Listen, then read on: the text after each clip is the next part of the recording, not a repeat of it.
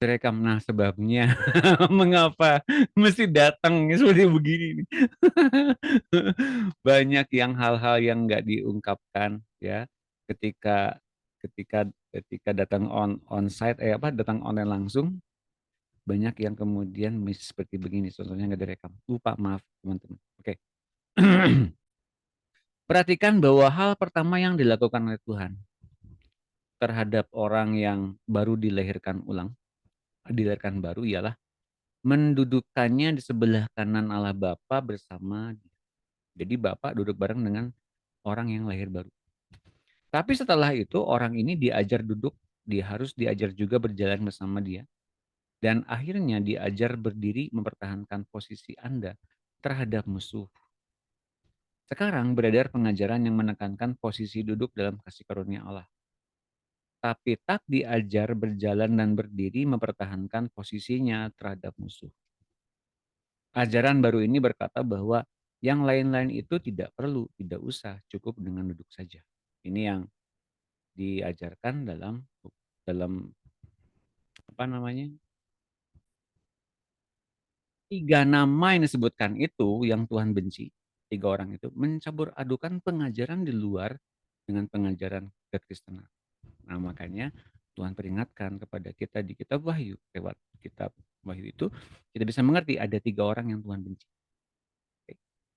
Campur adukan pengajaran di luar sana dengan kekristenan. Roma 8 ayat 29. Nah, boleh deh. Saya minta Cindy. Terima kasih Cindy. Kita baca nggak? Saya tampilkan dulu di layar monitor. Yes, silakan. Roma 8 ayat 29. Sebab semua orang yang dipilihnya dari semula, mereka juga ditentukannya dari semula untuk menjadi serupa dengan gambar anaknya, supaya ia, anaknya itu, menjadi yang sulung di antara banyak saudara. Mereka yang ditentukannya dari semula, mereka itu juga dipanggilnya. Mereka yang dipanggilnya, mereka itu juga dimenangkannya. Mereka yang dimenangkannya, mereka itu juga dimuliakannya. Ya, thank you, Sin. Hmm. Nah, ini yang menjadi luar biasa ya. Orang dipilih dari semula. Kapan semulanya itu? Sebelum dunia ada. Jadi ini predestinasikah? Di, kan? Apakah ini predestinasi? Bukan, ini kodrat ilahi. Kodrat ilahi mengatakan bahwa setiap orang, setiap manusia harus menjadi seperti Kristus. Dan ini ada di kitab 1 Petrus, sedangkan yang kita bahas barusan ada dalam Roma 8 ayat 29. Nah, mereka yang ditentukan di semula itu ditentukan untuk menjadi serupa dengan gambar anaknya. Tujuannya agar anaknya itu menjadi yang sulung di antara banyak saudara. Jadi Yesus mempunyai adik-adik yang seperti dia mirip, ya. Mereka yang ditentukannya dari semula, mereka itu juga yang dipanggilnya. Dipanggil untuk apa? Dipanggil untuk dibenarkan dan kemudian dimuliakan. Jadi ini berbagai tahapan, berbagai proses bagaimana kemudian anak-anak yang dipanggil, terpilih, dan kemudian dibenarkan. Nah, dibenarkan ini kemudian dibuat jadi benar dalam pandangan Tuhan. Bukan dibenarkan dan kemudian masih salah-salah ya dianggap benar. Enggak kayak gitu. Dibenarkan itu artinya dibereskan yang salahnya, ditegakkan siapa yang menjadi siapa yang menjadi terutama di dalam segala sesuatu bukan orang itu lagi, tapi Kristusnya. Mereka itu yang dibenarkannya, mereka itu juga dimuliakannya. Kita udah tahu ayatnya bagaimana kemudian setiap anak-anak Allah yang pada tingkat tertentu mereka akan mengalami kemuliaan yang demikian besar dan Allah Bapa mempertontonkan anak-anaknya seperti itu nanti dalam dunia yang akan datang. Oke, itu udah kita bahas di minggu yang lampau. Bapa kita karena memang sudah menaruh setiap kemuliaan, kehormatan, dan bahkan keinginannya dalam setiap anak-anaknya. Dan anak-anak itu pada tingkat tertentu, mereka menjadi yang sulung di antara banyak saudara, di antara banyak ciptaannya. Nah, yang sulung ini, yang paling utama ini, inilah mereka yang kemudian dipertontonkan sebagai anak Allah yang dibanggakan oleh Bapa. Siapakah itu? Adalah Yesus bersama dengan anak-anak Allah yang lain yang sama dengan dia. Nah, saya dapatkan ayatnya ada di dalam Yakobus 1. Yakobus 1. Yakobus 3 ya. Yakobus 1. Ya, ini dia. Yakobus 1 ayat 18. Silakan dibaca oleh Ibu Esther.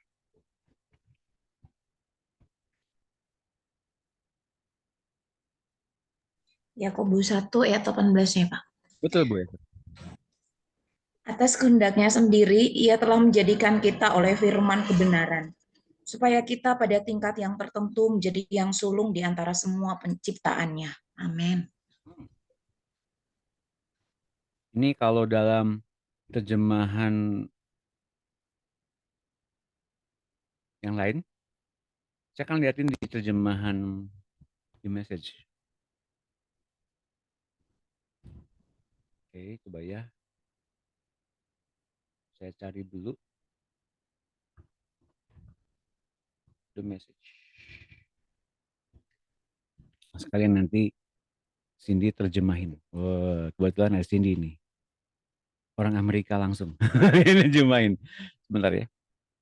Saya Saya buka. tuh bahasa Indonesianya udah macet.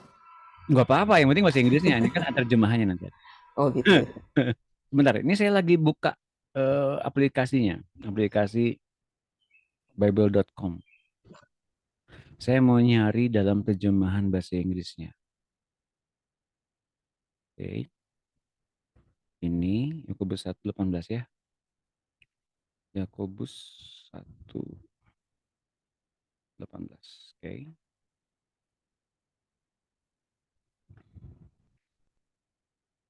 Nah ini. Ini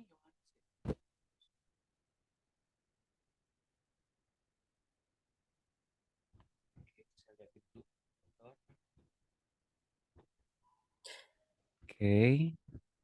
18. Ini di TPT kita ambil yang di message. Thank you. Makasih. Istri saya baru jadiin kopi. Wanginya kemana-mana. Makasih. Wow. Mantap. Ini nih.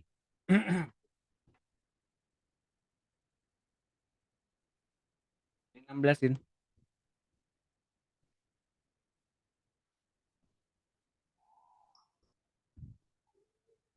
So, my very dear friends, don't get thrown off course. Every desirable and beneficial gift comes out of heaven.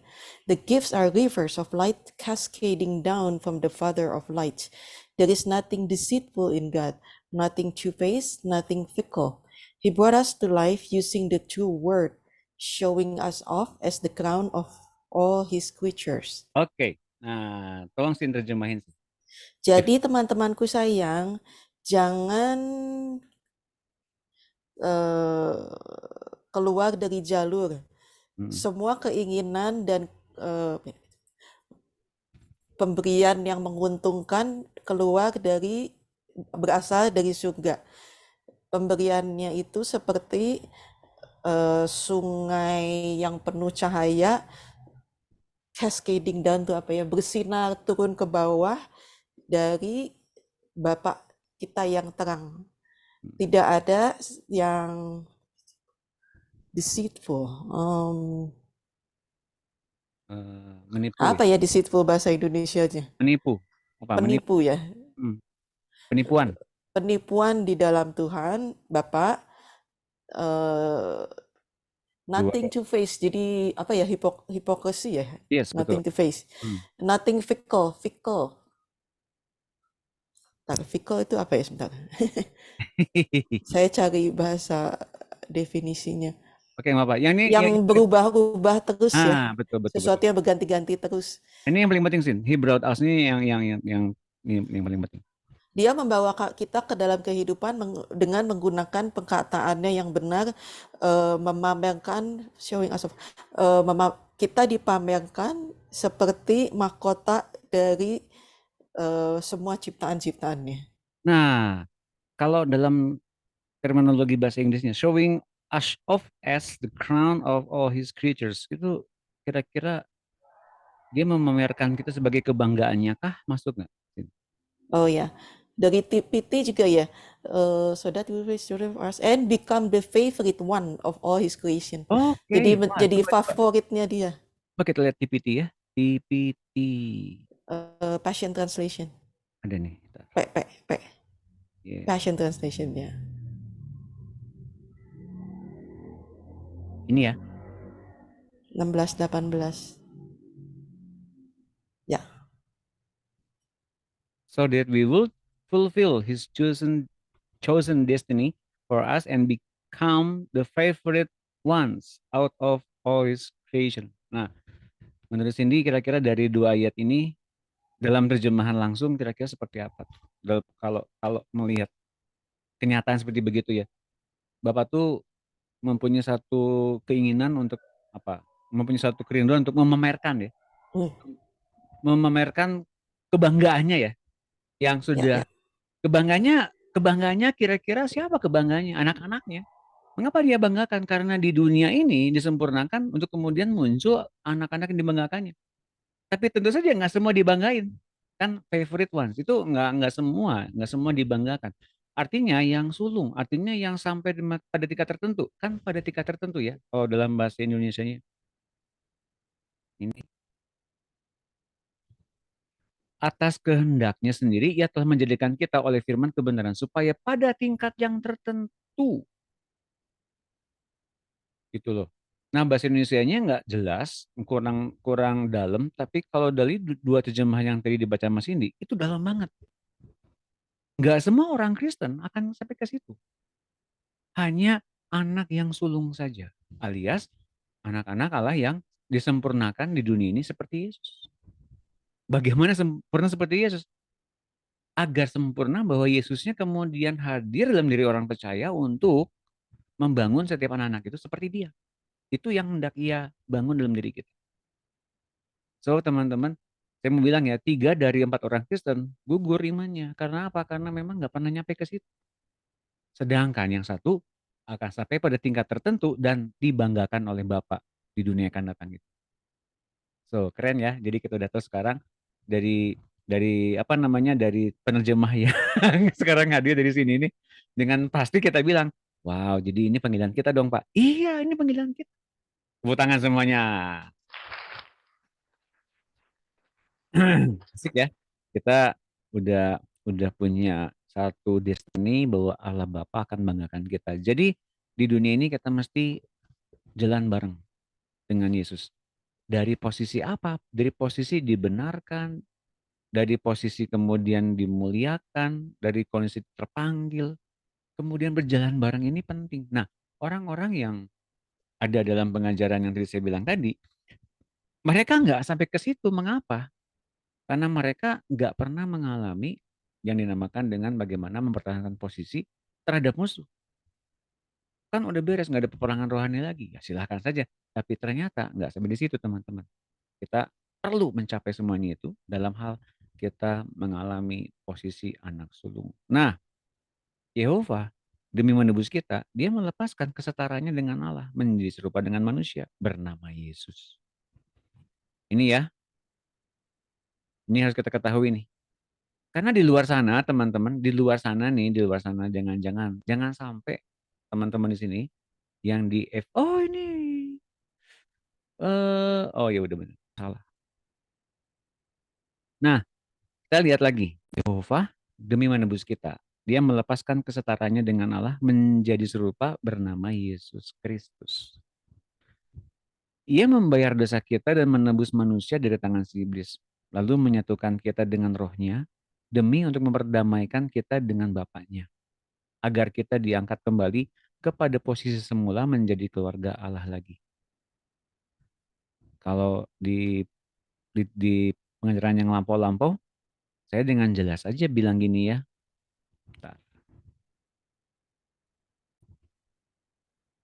Oke, terus tetapi lebih lanjut ternyata Bapak Surgawi sudah menetapkan dari sejak sebelum dunia diciptakan atau predestinasi agar yang kembali kepada Bapa itu semua diubah menjadi serupa Tuhan Yesus dalam cara berpikir, karakter, ketaatan, dan kemuliaan. Sempurna seperti Bapa Sorgawi yang sempurna. Dipenuhi dengan segala kepenuhan Allah, layak menjadi Allah bersama-sama dengan dia. Nah, ini dia ya yang tadi saya bahas, yang unrecorded. Hanya harus diperhatikan siapa yang ditentukannya dari semula untuk jadi serupa dengan Yesus. Hanyalah mereka yang mengasihi Allah, yaitu dengan setia mendengar firman-Nya dan mentaatinya. Jadi nggak semua masuk ke situ karena kemudian hanya mereka yang mengasihi dan mereka yang setia mendengar dan mentaatinya. Apakah orang Kristen setia mendengarkan Allah? Belum tentu. Apakah mengasihi Allah? Saya percaya mengasihi Allah. Tapi dengan mendengar dan mentaatinya itu di luar. Itu yang lebih lebih dalam, lebih intim. Dan Allah mengenal siapa yang mendengar dan mentaatinya. Satu persatu dia kenal anak-anaknya. Siapakah mereka? Ya nanti kelak akan dia pamerkan di dalam dunia akan datang. Kebanggaannya. Yaitu yang dalam kitab Wahyu disebutkan sebagai jemaat anak sulung. Bukan jemaat anak Allah saja. Tapi jemaat anak sulung di sorga. Itu yang ia banggakan nanti kelak. Di mana ayatnya? Ini saya bagikan. Jemaat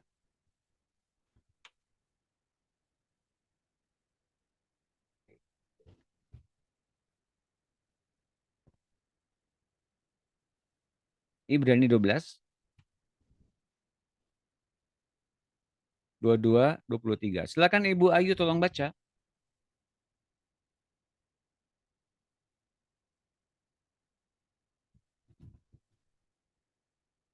Mikrofonnya tolong dibuka.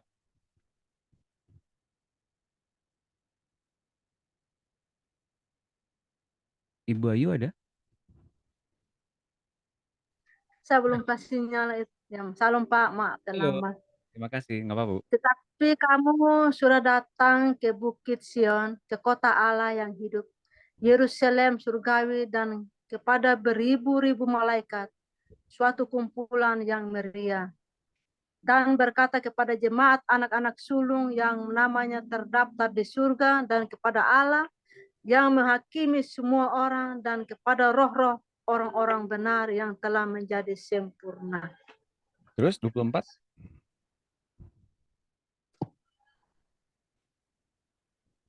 Bu Ayu 24. Dan? Oh, 24 juga, ya. Kasih naik, Pak. Ya, Ya. ya. Ya.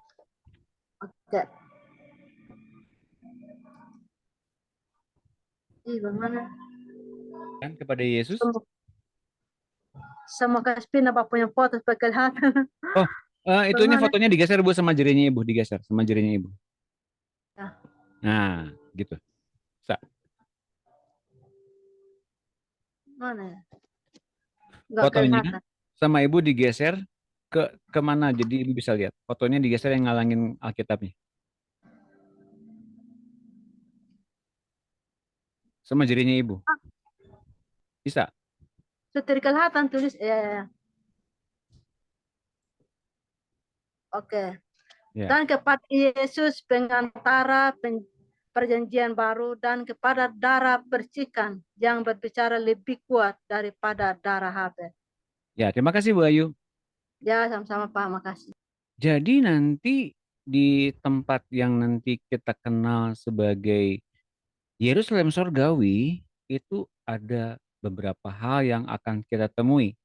Di antaranya adalah beribu-ribu malaikat. Suatu kumpulan yang meriah. Kalau dalam bahasa Inggrisnya, kumpulan yang meriah ini diterjemahkan sebagai kumpulan atau beribu-ribu malaikat yang tak terhitung jumlahnya sebetulnya ya. Lalu kemudian yang kita akan temui adalah kepada jemaat anak-anak sulung yang namanya terdaftar di sorga. Kemudian yang kita temui berikutnya adalah Allah yang menghakimi semua orang. Lalu kemudian kepada roh-roh orang-orang benar yang telah menjadi sempurna. Dan kemudian kepada Yesus pengantara perjanjian baru. Kemudian dan kepada darah pemercikan yang berbicara lebih kuat daripada darah Habel. Yang menjadi permasalahannya adalah jemaat anak-anak sulung ini siapa? Ya, itu tadi yang saya bilang. Mereka yang telah disempurnakan di muka bumi ini dan memperoleh standar mencapai apa yang Allah inginkan. Pak, kalau kemudian roh-roh orang benar yang telah jadi sempurna itu maksudnya apa? Ya mereka sejak mereka di bumi itu mereka mengalami kelahiran baru namun nggak sampai di tempat atau dalam kondisi atau dalam status jemaat anak-anak sulung. Mereka memperoleh penyelamatan namun nggak sampai seperti jemaat anak-anak sulung. Nangkep nggak teman-teman? Jadi betapa betapa di sorga tuh ada apa namanya? Ada tingkatannya sebetulnya. Ya iyalah masa orang yang ikut Tuhan setia disamain dengan orang yang kemudian mungkin masih dua dunia, mungkin masih kurang mengasihi Tuhan, namun selamat juga pada akhirnya. Mengapa? Karena asal tidak Roh Kudusnya keluar dari dirinya, dia sebagai penjamin selamat, teman-teman. Ya, sampai nggak mengakui Tuhan Yesus sebagai juru selamat, selamat pasti. Itu teman-teman. Tapi jangan sampai ke situ aja. Sampai dengan kita mengalami apa bagian sebagai jemaat anak-anak sulung bersama-sama dengan Tuhan Yesus kalau bisa. Oke, karena itu kerinduan Bapak sih sebetulnya. Oke, sampai sini Bapak Ibu sekalian teman-teman, apakah ada pertanyaan? Silakan kalau ada pertanyaan. Aisin, Don, sayang. tadi kan kamu bilang yang sampai mencapai kemuliaan untuk anak-anak sulung ya. Yep. Kalau misalnya orangnya yang misalnya udah kena sakit jantung, udah ngomong susah gitu, masih ada kesempatan nggak? Oh itu kalau Roh Kudusnya nggak sampai keluar, nggak sampai diusir, nggak sampai murtad, nggak sampai kemudian menyangkali iman, selamat. Cuman di sana nanti diperbaiki jantungnya. Gitu. Kalau memang tumbuhnya baru sampai 50% gimana dong? Udah keburu masuk ke situ gitu maksudnya. Gimana? Supaya 50%? Eh misalnya baru lahir barunya kemarin tuh sudah gitu masuk sakit jantung gitu. Itu gimana itu? Oh ya selamat. Selamat lah. Tapi nggak nyampe kemuliaan maksimumnya dong. Gini, kemuliaan maksimumnya kan itu kerinduan Bapak. Kalau keselamatan selamat. Gitu loh. Hmm. Oke. Selamat di surga nggak selamat di dunia gitu.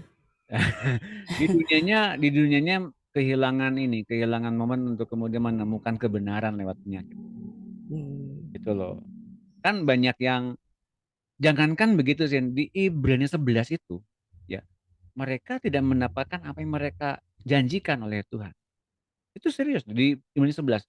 Ya saya dipotong dua badannya gitu ya. Iya kan? Kocak. Heeh. Dipotong dua loh ya saya tuh digergaji. Orang-orang orang-orang khusus di zaman lampau di perjanjian lama mereka tidak tidak apa namanya?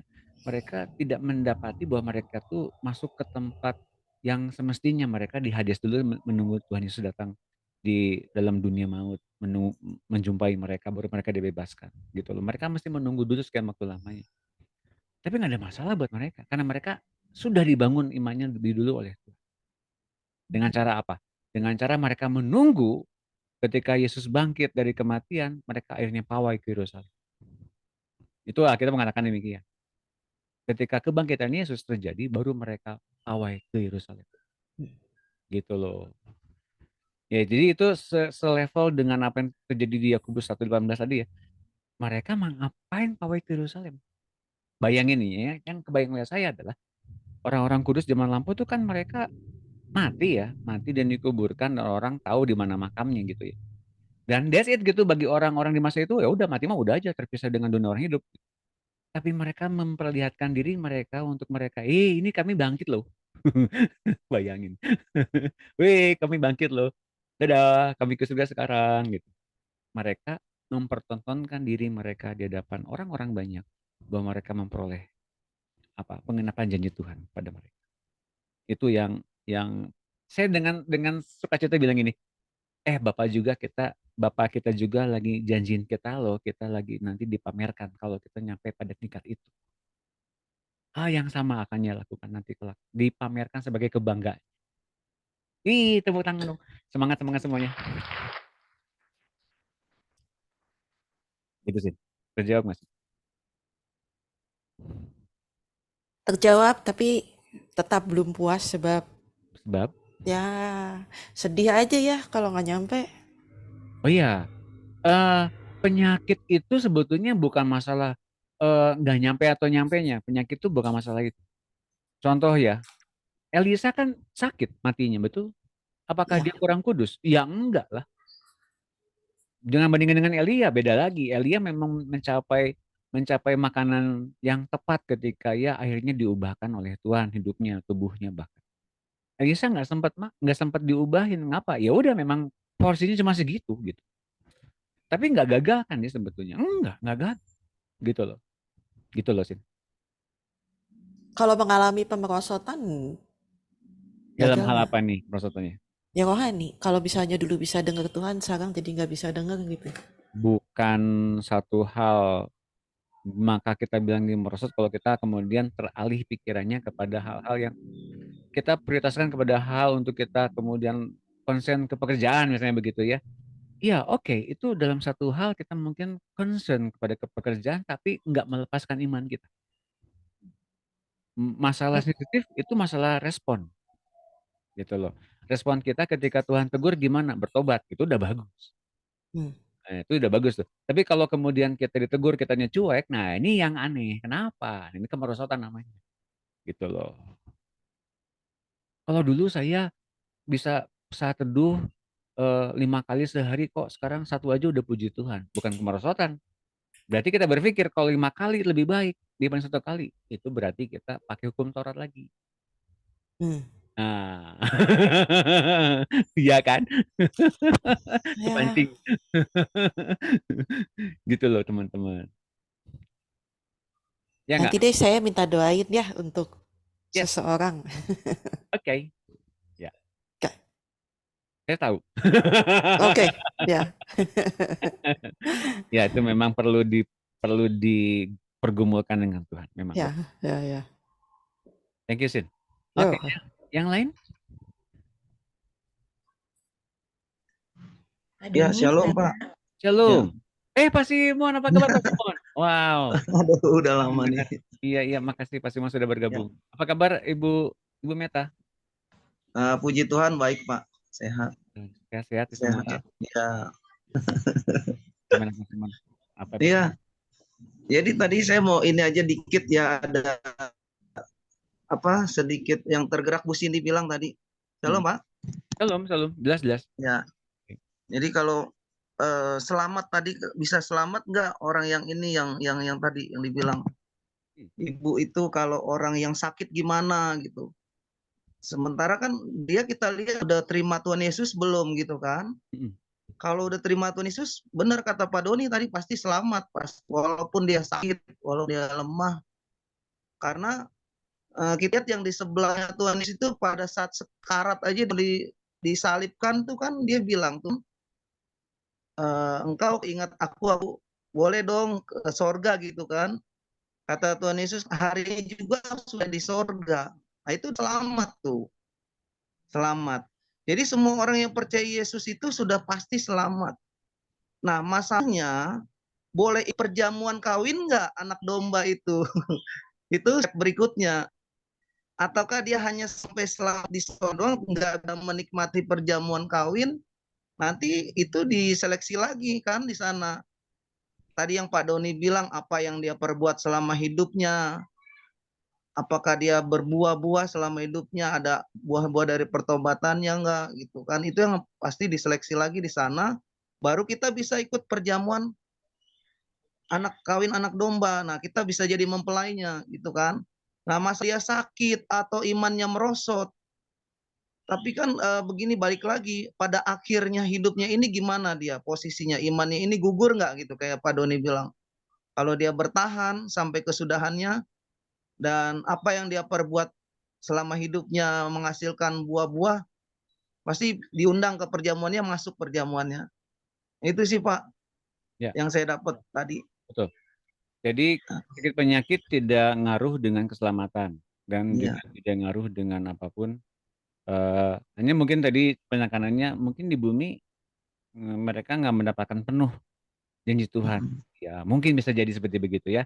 ada yang meleset di situ. Mungkin ada yang belum dibereskan sampai dengan tuntas. Nah, makanya teman-teman di buku sebelumnya, di buku 8 dan 9 ya, kita kemudian dibongkar kembali oleh Roh Kudus tentang alam bawah sadar kita, tentang kebiasaan kita, tentang manusia lama kita, tentang hati lama kita. Barangkali masih ada sisa-sisa yang belum dibereskan. Nah, makanya Roh Kudus dia sampai dengan nanti masanya tiba di pengangkatan, dia akan bongkar habis sampai dengan mereka dilayakkan masuk ke dalam pengangkatan itu. Jadi lewat sakit penyakit saya percaya juga itu diantaranya dibongkar habis juga agar setiap orang-orang yang sebelum berjumpa dengan Tuhan Yesus mereka dimurnikan dulu diantaranya lewat penyakit. Saya percaya itu sih. Jadi bukan bukan berarti orang penyakitan, orang yang sakit penyakit berarti nggak layak, nggak begitu. Tapi mereka tetap selamat. Gitu. Oke. Tadi sini bilangnya gitu kok. Maksudnya berimbang lah gitu ya. Jadi berimbang. Mereka mungkin nggak mendapatkan di bumi seperti apa yang dijanjikan tentang kesehatan, tentang umur yang panjang, ya. Tapi mereka bisa mendapatkan kemurnian dan pemurnian ketika mereka lagi ngalamin sakit penyakit. Saya percaya gitu. Oke, tadi terjawab ya, terjawab pertanyaannya Pak Simon. Sekarang Bu Esther. Bu Esther ya, mau nanya ya? Pak Doni, Ya. satu nih yang saya mau tanya. Yep. Tadi kan berdasarkan Roma 8 kan ayat 29. Sebab semua orang dipilihnya dari semula, mereka juga ditentukannya dari semula untuk menjadi serupa dengan gambaran anaknya. Di sini yang jadi pertanyaan saya gini, kita yang dipilih dari semula itu kan terus kemudian gini, pertanyaan saya, di mana di dalam perjalanannya dengan Tuhan, terus orang ini jatuh, gitu kan? Dia jatuh di dalam dosa. Dia udah tahu tentang kebenaran nih, namun dia jatuh di dalam dosa. Dan kemudian dia diinsyafkan Roh Kudus gitu. Dia balik kembali. Apa itu ada pengampunan enggak gitu? Saya berdasarkan Ibrani 10 ayat 26 kan dia katakan gini, sebab jika kita sengaja berbuat dosa sesudah beroleh pengetahuan tentang kebenaran, maka tidak ada lagi korban untuk menghapus dosa itu. Gimana menurut Pak Doni? Ya, itu ayatnya sama-sama benar. Yang terjadi adalah begini. Ketika seseorang itu diingatkan berulang kali oleh Roh Kudus secara pribadi ya. Ini kan per pribadi ya. Kalau diingatkan berulang kali, jangan sampai melanggar batas, jangan sampai gini. Itu udah batasan. Sebagaimana Tuhan bilang jangan takut tuh artinya dia membatasi diri, membatasi kita dengan takut dan nggak takut. Oke. Kalau udah melanggar itu, biasanya sukar untuk kemudian mendapatkan pembaharuan. Bukan pertobatannya sukar, bukan. Ya. Bukan sukar diampuni, bukan sukar diampuni. Pertobatannya sukar terjadi. Apalagi kalau ngerasa diri benar gitu ya. Nah, sama benar. Saya anggap ini panggilan dari Tuhan buat saya. Oh, panggilan Tuhan untuk berdosa seperti itu. Oke, nggak apa-apa. Berarti itu urusannya dia sama Roh Kudus. Oke, jelas ya. Oke, Pak. Ya, kita kita kita udah melangkah lebih jauh dari misalnya kita udah kuliah nih ya. Soal pelajaran SD kita udah harusnya tahu apa itu dosa, itu udah ada hukumnya ya dan kita tidak tidak di dalam hukum dosa untuk kita jadi orang benar, bukan? Kita dibenarkan untuk jadi pengikut Kristus, untuk jadi orang-orang yang ngikutin Tuhan Yesus dipimpin oleh Roh Kudus masuk ke dalam kekudusan dan kemuliaan Allah terus-menerus gitu ya.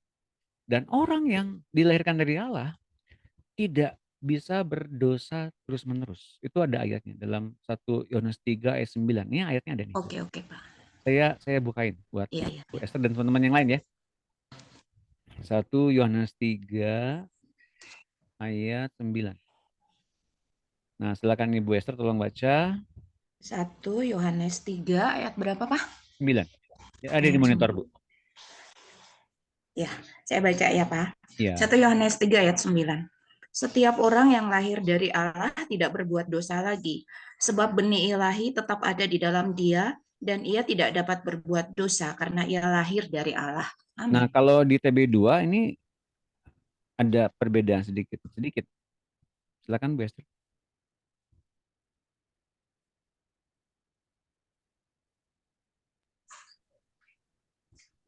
Bentar, Pak. Pak, bisa yang lain baca nggak? Laptop saya agak anu. Oh, oke. Silakan Pak Simon. Wah, ngomongin Pak Simon. Ya. Setiap orang yang lahir dari Allah tidak terus-menerus berbuat dosa, sebab benih ilahi tetap ada di dalam dia, dan ia tidak dapat terus-menerus berbuat dosa karena ia lahir dari Allah. Nah, bedanya apa nih? Tidak bisa berbuat dosa atau tidak terus-menerus berbuat dosa? Tidak berbuat dosa lagi di TB 2-nya tidak terus-menerus berbuat dosa. Artinya apa? Bedanya apa? Di satu sisi, di Alkitab di TB, nggak mungkin berbuat dosa lagi. TB 2 mengatakan ini, bisa berbuat dosa, tapi enggak terus-menerus berbuat dosa. Mengapa? Karena di dalam dirinya ada sifat kapok. Aduh, menyesal, kapok, nggak mau lagi deh kayak gitu. Nah, artinya dia dia ngomong ini, enough, cukup deh, nggak mau lagi berbuat dosa. Jadinya dia stop untuk berbuat dosa seperti itu. Mengerti nggak teman-teman? Jadi ada perasaan kapok, menyesal untuk kemudian berbuat seperti itu hal yang sama. Tapi kalau di TB nggak berbuat dosa lagi. Artinya apa? Dia sudah abstain. Artinya dia nggak mungkin berbuat dosa lagi. Nah, kira-kira mana yang paling relate dengan kehidupan kita? Kayaknya yang kedua. Kalau kita ngerasa diri ini salah nih kayaknya, dia menyesal deh gitu ya. Misalnya gini, kita ngomong sesuatu yang kemudian menyakiti orang lain. Padahal omong kita tuh biasa-biasa aja. Aduh kayaknya ini salah nih. Aduh menyesal ya. Nah seperti begitu teman-teman. Ya kalau kemudian ngomongin bohong, ngomongin berdusta, saksi dusta itu salah kita udah tahu. Tapi kok sengaja begitu kok kenapa? Nah itu beda lagi teman-teman ya. Nah tapi kalau kemudian tadi kasusnya sengaja berbuat dosa setelah tahu kebenaran, kemudian nggak kapok dan kemudian nggak menyesal, berarti memang udah meleset. Sampai dengan kapan dia bisa kemudian mendapatkan pengampunan dari Tuhan? Sampai dengan dia tidak pernah mengusir keluar Roh Kudus, sampai dengan tingkat tertentu Roh Kudusnya masih sabar sama dia, masih bisa diampuni. Tapi kalau udah keluar, udah apa namanya, udah seperti Saul nih keluar dan diganti dengan roh jahat, berarti itu memang udah nggak bisa lagi ditolerir. Mungkin jelas biasa.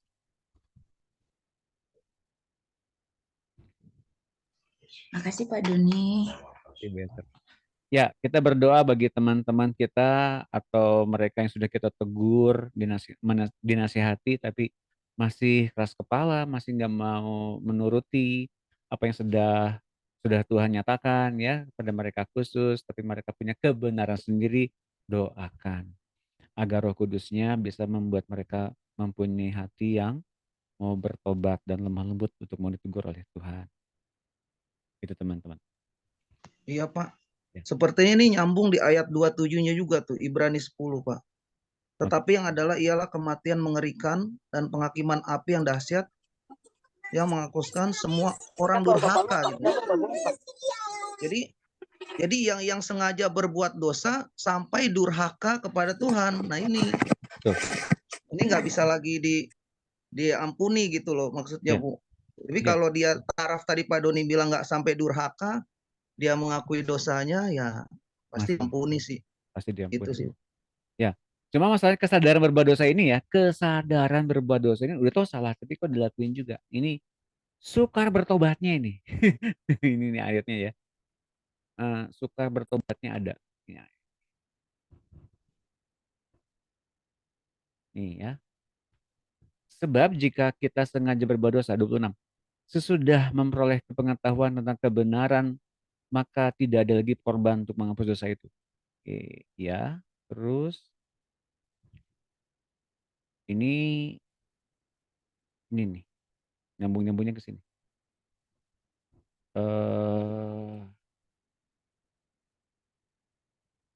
Apa namanya ya?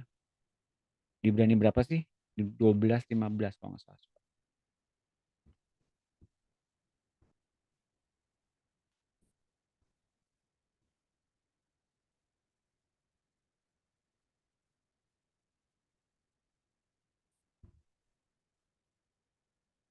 Oh, bukan yang ini.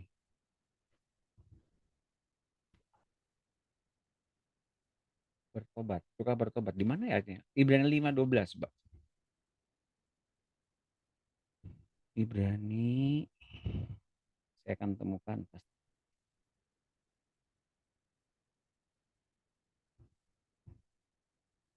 Nah ini nih. Dari sudut waktu. Sebab mereka yang pernah diterangi hatinya, yang pernah mengecap karunia surgawi, dan yang pernah mendapat bagian dalam Roh Kudus. Ini pada tingkat lebih dari sekedar orang yang lahir baru sebetulnya ya. Mereka sudah mendapatkan bagian dalam Roh Kudus. Dan yang mengecap firman yang baik dari Allah dan karunia-karunia dunia akan datang. Ini udah levelnya advance sebetulnya anak-anak Allahnya. Namun yang murtad lagi tidak mungkin dibaharui lagi sekali lagi demikian sehingga mereka bertobat sebab mereka menyelipkan lagi anak Allah bagi diri mereka dan menghinanya di muka umum. Artinya mereka yang sudah mendapatkan karunia Roh Kudus tapi kemudian mereka sengaja berbuat dosa, apakah bisa diampuni? Bisa, tapi sukar bertobat. Gitu teman-teman. Ayat itu ngomongnya begitu. Sukar dipulihkan karena sudah punya kebenaran sendiri. Gitu. Jelas ya teman-teman ya? Jadi lebih lengkap apa yang tadi diceritakan di dalam Ibrani 5 dan Ibrani 12. Adakah pertanyaan lagi? Satu orang lagi? Kalau ada? Oke, saya teruskan. Kalau tidak ada, mari kita lanjutkan. Manusia standar. Jadi Yehova yang menjadi Yesus itu telah dijadikan ukuran, standar, tolok ukur, agar semua manusia menjadi serupa dengan dia.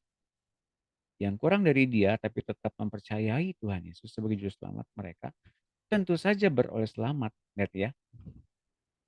Yang kurang, nggak seperti dia, tapi tetap percaya sebagai juru selamat, selamat. Hanya tidak memenuhi standar. Akan diberi tempat yang terpisah tentunya. Itu bisa berarti tinggal di tempat gelap dan kata gigi. Sedang yang tidak percaya dan berdosa akan di luar, dibuang ke lautan api. Dari ayat-ayat berikut nampak level yang berbeda-beda bagi mereka yang percaya dan tidak percaya dalam kerajaan yang akan datang. Roma 10 ayat 12. Oke, silakan Pak Jeff, apakah ada?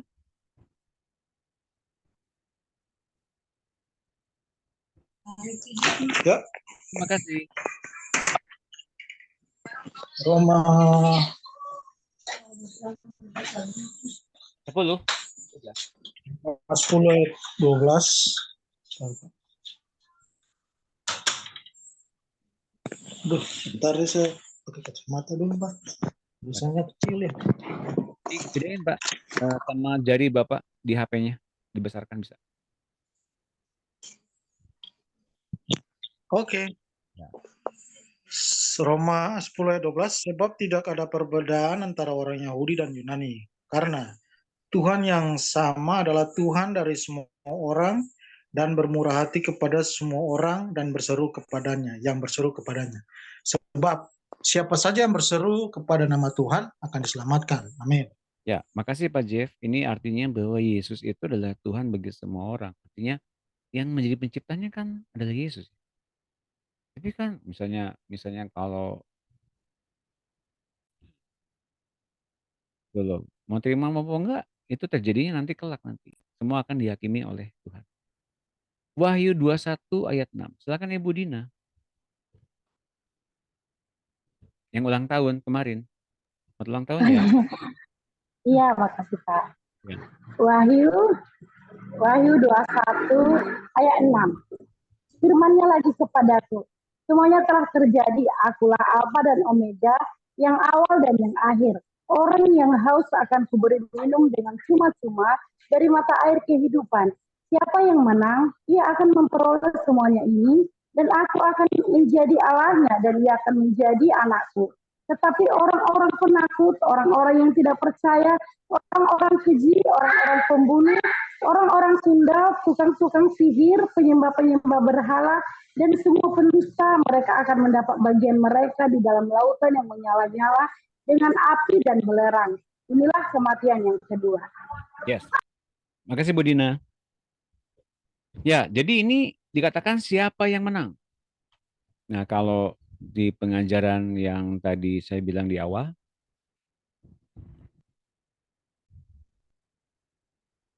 jelas ya. di bawah standar nggak akan beroleh semuanya ini. Alias beroleh apa? Orang yang haus akan kuberi minum dengan cuma-cuma dari mata air kehidupan. Ya, dan aku akan menjadi Allahnya dan dia akan menjadi anakku. Tapi, nah ini di bawah standar ya. Tapi orang-orang penakut, orang-orang yang tidak percaya, orang-orang yang nggak percaya, termasuk orang-orang yang masa iya sih Tuhan menolong saya? Mau. Masa iya sih? Mau. Masa? Itu orang orang yang nggak percaya itu. Orang-orang keji, orang-orang pembunuh, orang-orang sundal, tukang-tukang sihir, penyembah-penyembah berhala. Penyembah-penyembah berhala itu orang yang bukan nyembah patung aja, orang-orang yang menyembah batu, orang yang nyembah pohon, tanaman, bukan. Penyembah berhala itu juga adalah orang-orang yang kemudian dalam hati mereka, mereka punya berhala-berhala selain Yesus. Misalnya apa? Kenyamanan. Sosial media, Facebook. Sosial media.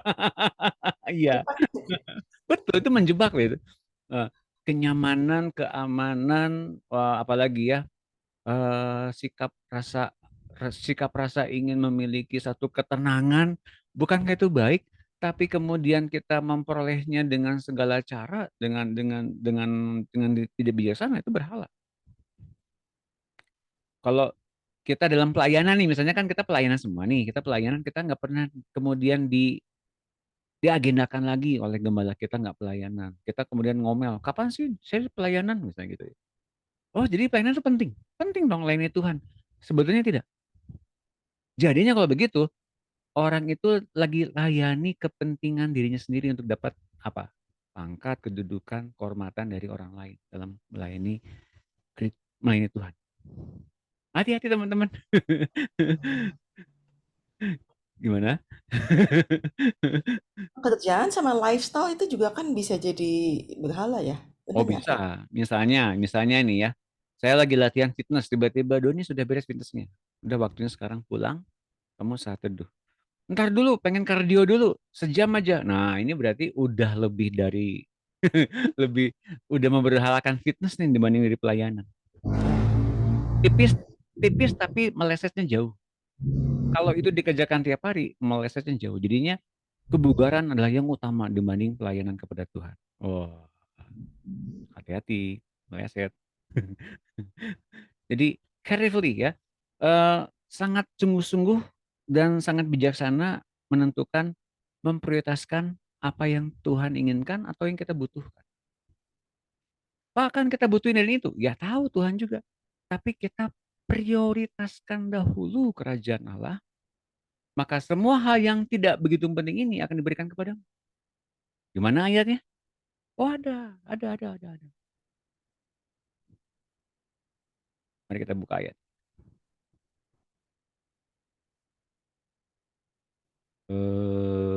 Bentar ya. Kasih saya setengah menit untuk saya buka ini.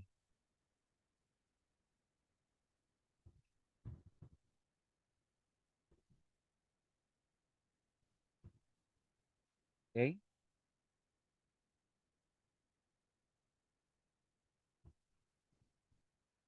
Eh, belum belum tampil. Oke.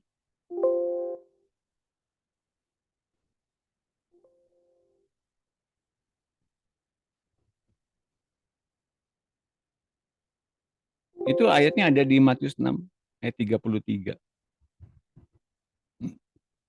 Ayat yang terkenal sih. Mari kita lihat. Saya perbesar dulu di monitor ya.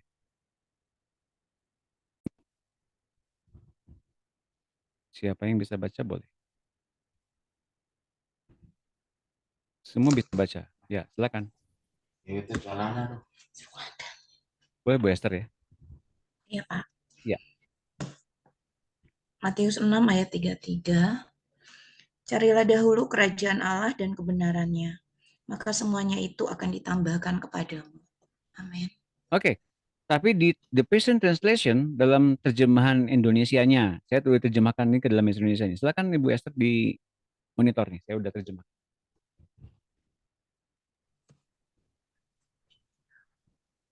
Matius 6 ayat 33.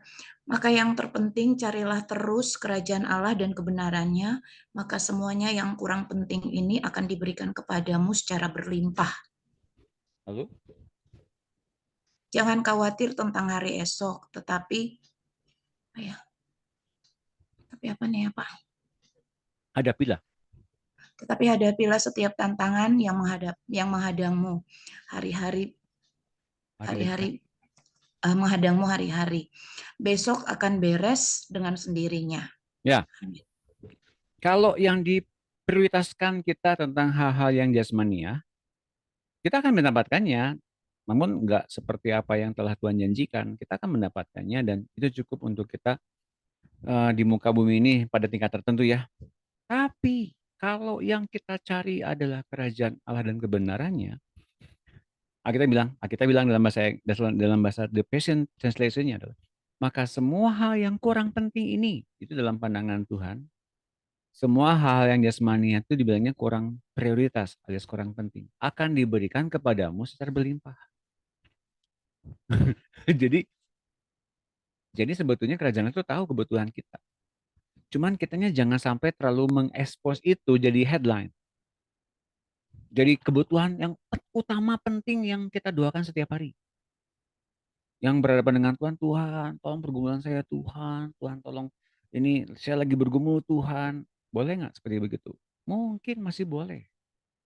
Tapi kalau kita sudah menjadi anak Allah, sahabat Allah, menjadi orang yang dikasih oleh Allah, kita memprioritaskan kebutuhannya. Apa Bapak kebutuhanmu pada siang hari ini? Apa Bapak kebutuhanmu pada malam hari ini? Apa Bapak yang kau inginkan untuk aku lakukan? Apa kerinduanmu Bapak? Kalau kita melaksanakannya, kita lagi diberikan satu akses oleh Allah, isi hatinya, kerinduannya, dan kita melakukannya. Tanpa kita mempergunjingkan kebutuhan kita, ya limpahi kita kok dengan standarnya yang berlimpah-limpah. Tepuk tangan semuanya. Itu kalau kita bertindak sebagai hamba dan sebagai sahabat. Mengapa? Karena kita perlu ketiga-tiganya. Perlu ketiga-tiga posisi itu bekerja dalam diri kita. Sebagai hamba untuk melaksanakan kepentingan Tuhan. Sebagai sahabat untuk kita dalam satu kandungan. Kita dilahirkan dari kandungan yang sama bersama-sama dengan Tuhan Yesus. Itu bahasa aslinya. Sebagai anak kita ini adalah ahli waris. Apa yang Bapak punya, aku punya. Siapa yang tahu bahwa sebagai sahabat kita tuh bukan cuma orang yang bisa mendapatkan rahasia kerajaan Allah sebetulnya. Sebetulnya itu hal yang sedikit. Hal yang paling tepat adalah dalam bahasa aslinya, kalau terbilang sebagai saudara, kita ini adalah bagian dari bagian dari Tuhan Yesus ketika ia kemudian dalam kandungan yang sama, baik sebagai ia dilahirkan dari Bapa atau ketika ia dikandung oleh Roh Kudus di muka bumi ini. Kita itu kalau kita jadi saudaranya Tuhan Yesus, kalau kita pada tingkat itu, kita bisa mengerti apa itu penderitaannya dan apa itu kasihnya sekaligus. Itu yang akan saya bahas besok di hari Minggu besok di khotbah. Sebetulnya. Saya akan bahas besok itu di kebaktian di gereja saya. Teman-teman, itu yang saya dapatkan ketika dalam perenungan. Oh, sahabat tuh begitu ya. Seperti itu. Arti seorang sahabat. Bukan orang yang dicurhatin terus. Tapi sebetulnya mendapat bagian yang sama seperti Yesus. Ketika ia keluar dari Bapa dan juga ketika ia keluar dari kandungan Roh Kudus ketika ia di bumi ini. Oke, di Wahyu 22:13. Kemudian dibaca oleh Ibu Hotnida. Silakan.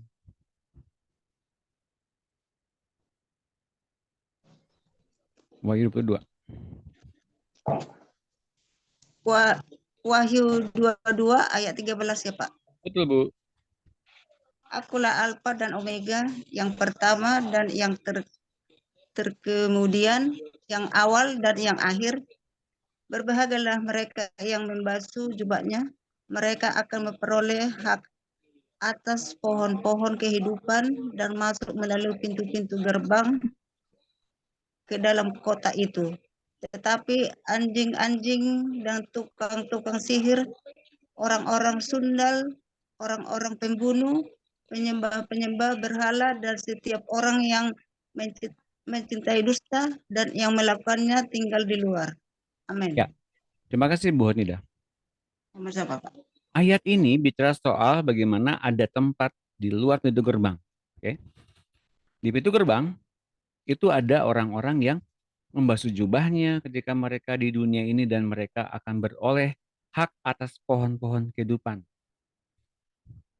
Artinya adalah mereka beroleh kehidupan yang terus-menerus tak berkesudahan di dalam kota yang kudus itu. Oke?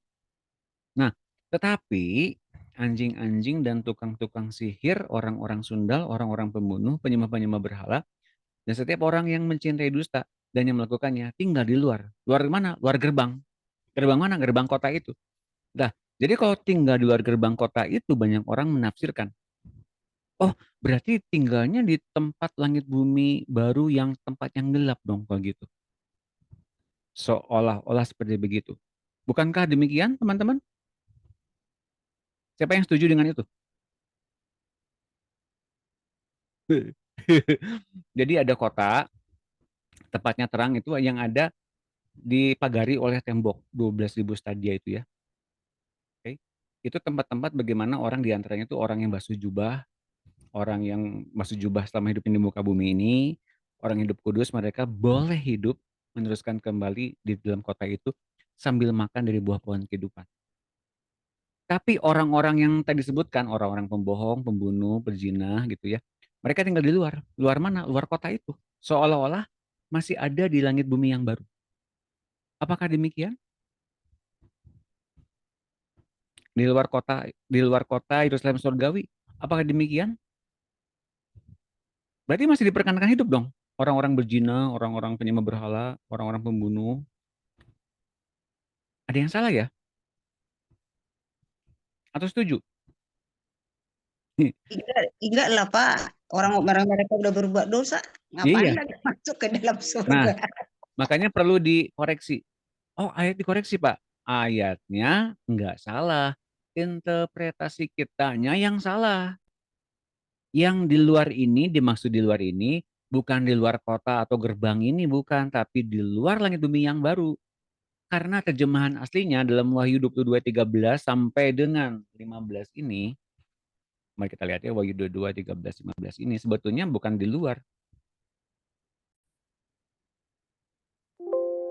Wahyu 22 ayat 13-15.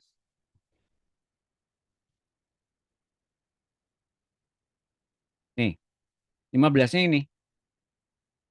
Di kota itu tanpa anjing-anjing, tanpa penyihir, tanpa apa penjina, tanpa pembunuh, tanpa penyembah berhala, dan orang-orang yang mengucapkan saksi dusta.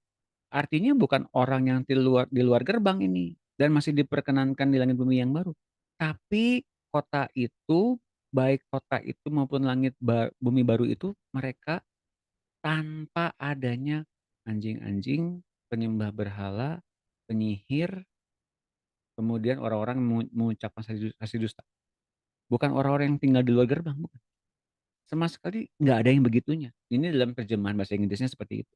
For without are dogs and sorcerers and warmongers and murderers and idolaters. Semuanya tanpa yang disebutkan tadi di dalam Alkitab yang kita baca dalam terjemahan bahasa Indonesia.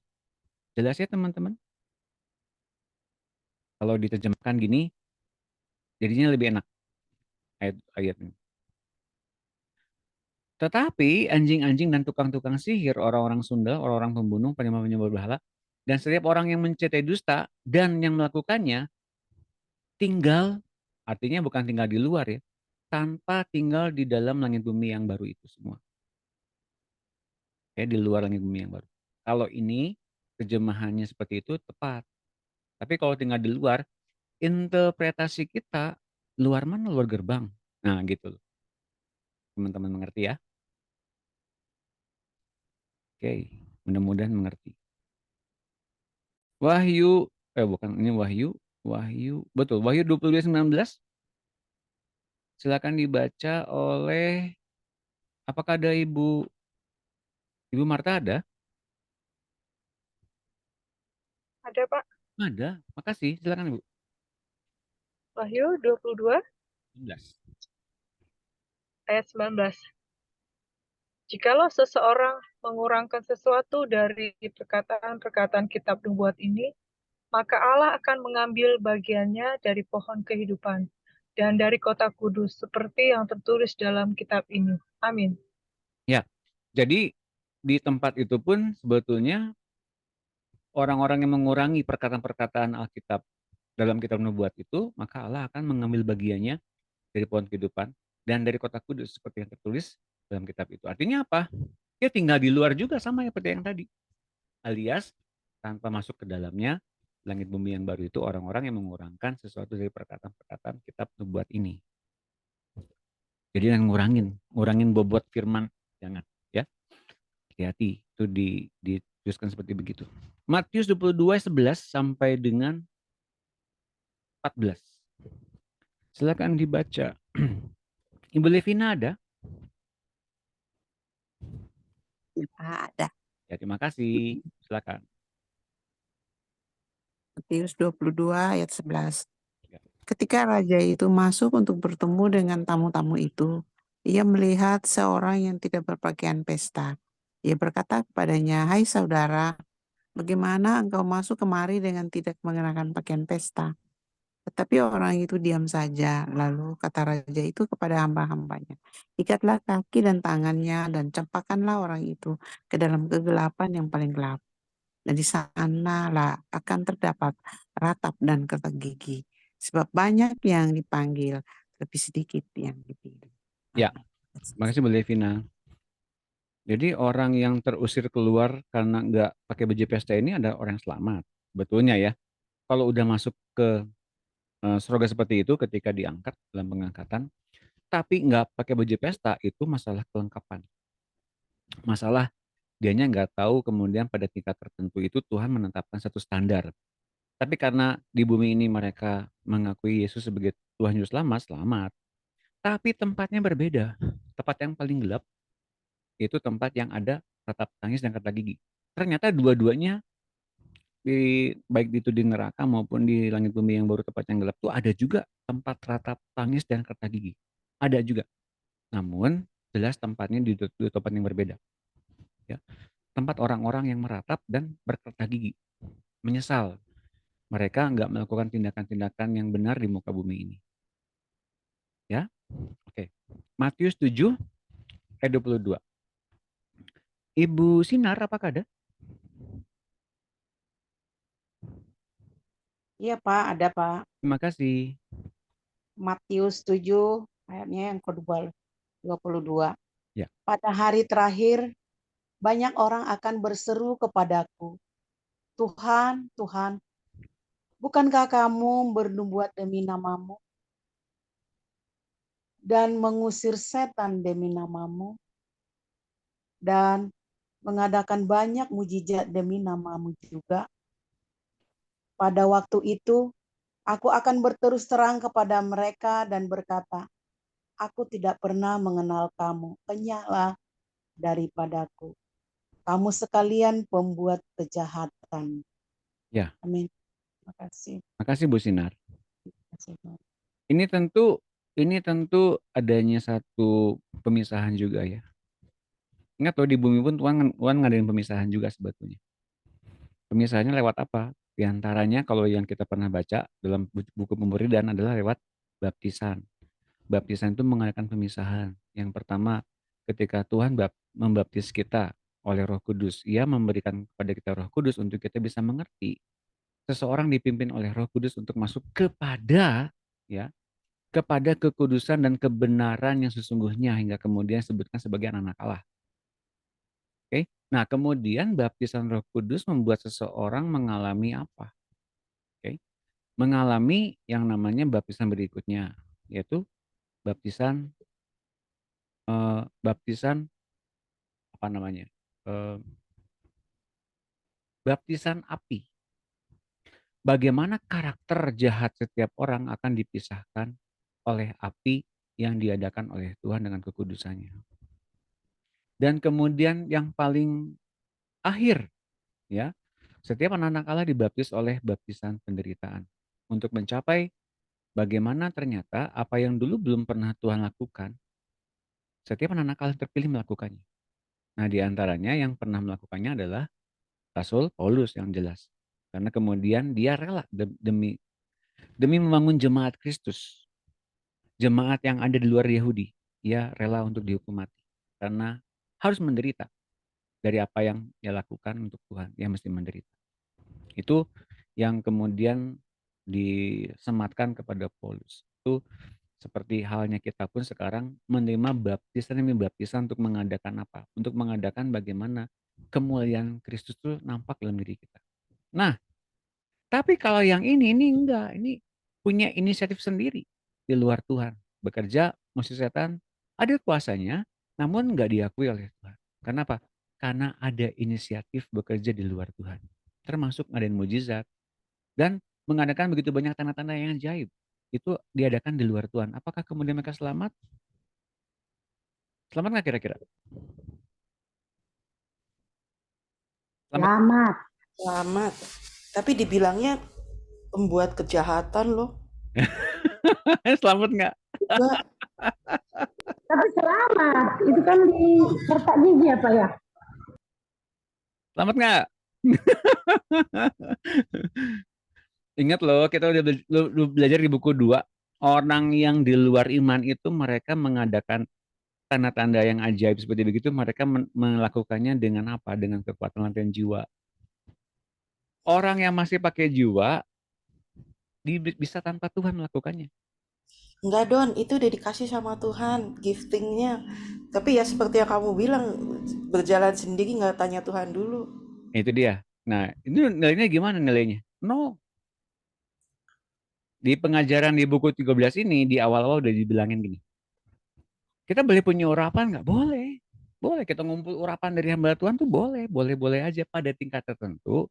Nanti itu semua akan diambil. Untuk hanya boleh mempunyai pengurapan dari Tuhan langsung. Nah, untuk apa sih? Untuk masuk kepada kealahan itu sendiri oleh Tuhan Yesus. Dengan urapan itu. Artinya adalah di masa-masa kita kanak-kanak, di masa-masa kita mencari jati diri, itu masih diperbolehkan pada tingkat tertentu. Tapi untuk dalam kematangan roh, itu semua masih dicabut. Nggak boleh ada lagi. Aku mau tanya. Ya. Kan itu dibilangnya harus tanya Tuhan dulu gitu ya lagi. Tapi kalau lagi dalam pelayanan ya, kadang-kadang dia udah langsung jalan, udah nggak sempet nanya. Jadi gimana tuh ya? Apa dulu ini pekerjaannya? Evangelizing ya. Evangelizing, oke. Tentu saja ada tuntunan Roh Kudus yang kemudian tanpa kita sadari itu kerja. Dan masih diperbolehkan. Jadi diperkenankan, masih boleh, silakan. Saya bilang tadi, sampai di masa kita dimatangkan, itu semua akan diambil. Dibikin blank gitu. Dibikin kita tuh ngandelin Tuhan terus. Nanti ada satu masa deh, di mana kita akan dituntun ke sana. Tapi semua yang ada dalam diri kita, urapan-urapan yang kita dapatkan dari orang lain, dari siapapun, itu dihabiskan hanya kemudian tumbuhnya yang dari Tuhan sendiri. Tapi itu tentu bagi orang yang melayani tubuh Kristus. Kalau orang-orang yang nggak sempat lain tubuh Kristus tentu tidak seperti itu. Jalurnya beda lagi. Gitu loh, Sin. Nanti di buku 13, nanti dilihat lagi rekamannya. Boleh, silakan. Itu nanti akan dikosongkan. Oke. Sepakat intinya kemana tuh mereka yang berbuat inisiatif itu tanpa Tuhan?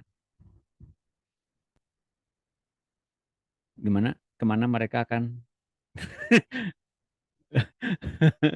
kemana kira-kira?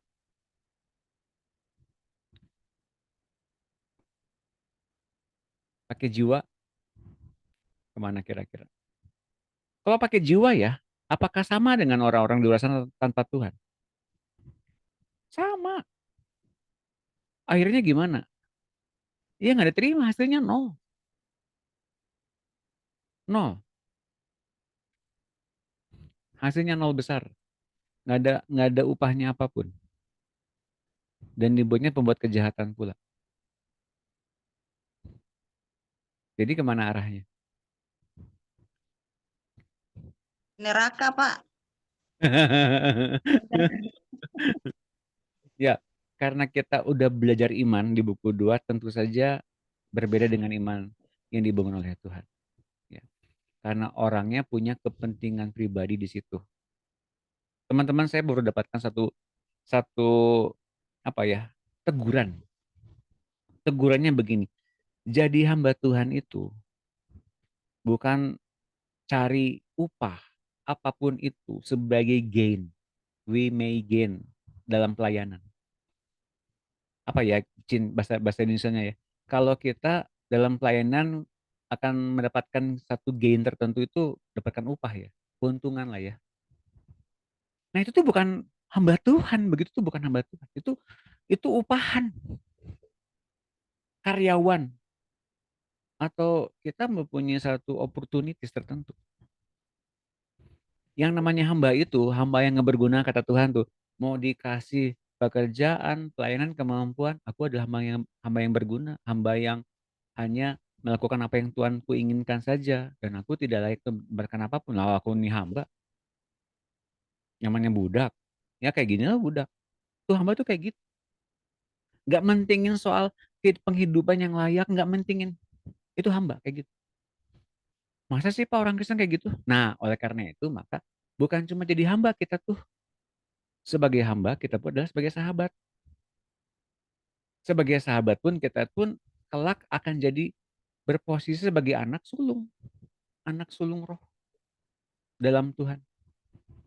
So, kita masih punya ketiga posisi itu dalam pelayanan, baik kepada Tuhan maupun kepada jemaat. Agar kita tetap mengalami ketulusan sekaligus upah yang tepat dari Tuhan.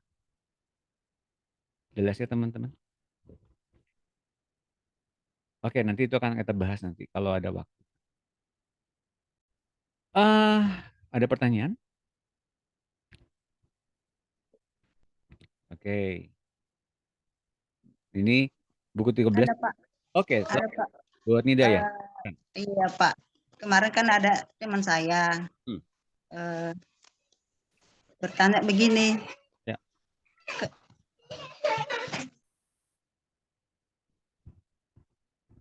Oh, nggak kedengeran, Bu. Dimatiin mikrofonnya. Ya.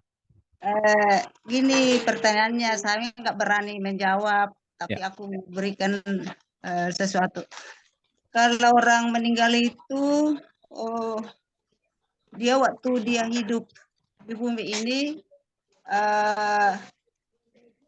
dibilang dia baik, dibilang dia jahat, saya nggak tahu katanya. Tapi dia meninggal, apa dia langsung ke surga katanya. Terus saya jawab begini,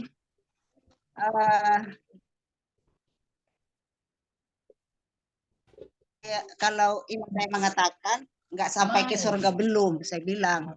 Tapi dia meninggal di sana ada penghakiman kedua. Apa cuma itu doang yang saya berikan kepada ibu ini. Jadi yang saya tanya kepada Doni, apa benar omongan saya itu kepada ibu yang bertanya kepada saya? Penghakiman kedua apa, Bu? Penghakiman kedua? Ya. Dia mungkin di sana yang pendapat saya apa salah apa benar gitu. Terus itu kan ada kalau kita udah meninggal gitu Pak Doni, penghakiman bisa kita meninggal kan Tuhan masih memproses orang meninggal itu kan, itu yang aku sampaikan, itu yang saya tahu. Saya bilang aja begitu. Itu salah apa benar yang saya katakan itu kepada ibu itu? Mungkin ada satu perkataan yang agak tumpang tindih, pengadilan dan penghakiman. Ya, iya. Beda ya. Kalau orang di luar Tuhan akan menerima penghakiman. Orang dalam Tuhan akan menerima pengadilan. Orang yang dalam Tuhan menerima pengadilan hamba-hamba Tuhan. Orang yang di luar Tuhan akan menerima penghakiman di depan tahta putih.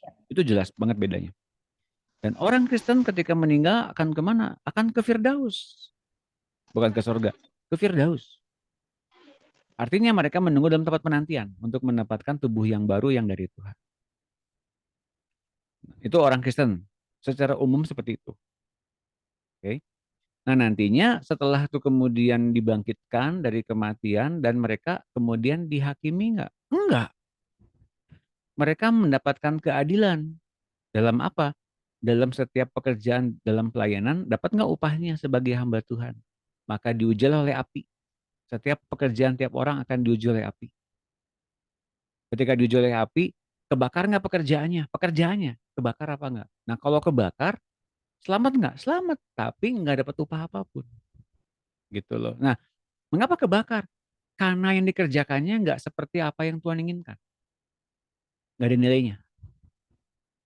Gitu loh. Ini kalau orang-orang hamba Tuhan. Yang tadi dalam Matius 7, 21, 23 itu bukan hamba Tuhan dalam konteks akan diadili oleh apinya Tuhan. Mereka di luar targetnya Tuhan. Gitu loh. Meskipun mereka terbilang sebagai hamba Tuhan, namun mereka sebetulnya adalah aktivis, simpatisan, atau sekedar pengikut yang tidak jadi hamba Tuhan. Gitu loh Bu Hotidah. Kira-kira seperti itu. Jelas Ya ya? mungkin bisa juga sedikit ya Pak. Kita nggak bisa juga bilang itu masuk surga atau enggak, kan nggak tahu selama hidupnya dia juga. Nggak, ini sekarang gini Pak Simon, Apa yang saya dia lakukan selama hidupnya kan kita nggak tahu. bukan. Kita Heeh. bilang yang bijaksana dulu, jangan sampai kita bilang kan Nggak. siapa tahu masuk ke neraka. Jangan Posisinya gitu. buat Nida tadi kan dibilang temannya kan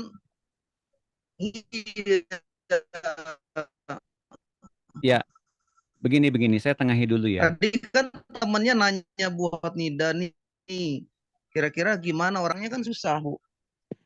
Ini Bu, Artinya paling nggak tahu dulu.